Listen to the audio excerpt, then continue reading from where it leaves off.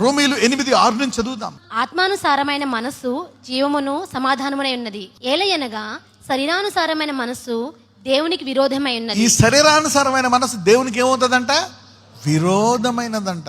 అది దేవుని ధర్మశాస్త్రమునకు లోబడదు, ఏమాత్రమును లోబడనేరదు.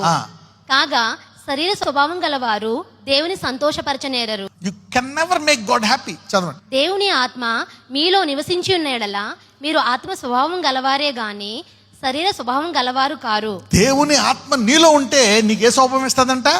ఆత్మ స్వభావం. ఎవడైనను క్రీస్తు ఆత్మ లేని వాడైతే వాడైన వాడు కాడు. క్రీస్తు మీలోనున్న యెడల మీ శరీరము పాప విషయమై మృతమైనది గాని మీ ఆత్మ నీతి విషయమై జీవము కలిగి ఉన్నది. అంటే పాపం విషయంలో చనిపోయావంట. అందుకే దాన్ని బయటికి రానివ్వకుండా నువ్వు నిలకడగా ప్రార్థన ఉపవాసములతో దాన్ని అణిచివేయాలా.